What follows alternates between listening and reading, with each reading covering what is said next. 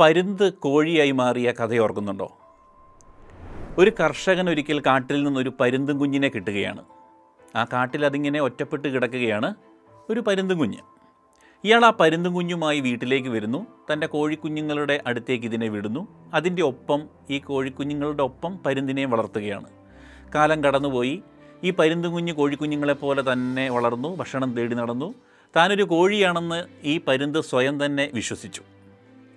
ഒരു ദിവസം കോഴിക്കുഞ്ഞുങ്ങളോടൊപ്പം ഇങ്ങനെ നടക്കുമ്പോൾ ഉയരത്തിൽ പറക്കുന്ന മറ്റൊരു പരുന്തിനെ കണ്ട് ഈ പരുന്തും കുഞ്ഞ് മറ്റു കോഴിക്കുഞ്ഞുങ്ങളോട് ചോദിക്കുകയാണ്, ഇതെങ്ങനെയാണ് ഇത്ര ഉയരത്തിൽ പറക്കാൻ സാധിക്കുന്നത്?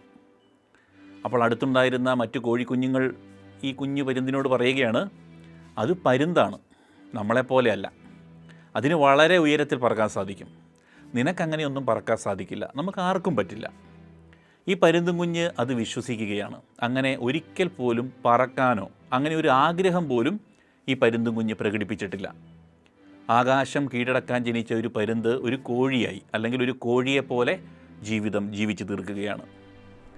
നമ്മുടെ ജീവിതവും പലപ്പോഴും ഇങ്ങനെയൊക്കെ തന്നെയാണ്. മറ്റുള്ളവരുടെ വാക്കാണ് നമ്മൾ ശ്രദ്ധിക്കുന്നത്. നമ്മൾ ആരാണെന്ന് തീരുമാനിക്കേണ്ടത് മറ്റുള്ളവരല്ല, നമ്മളാണ്.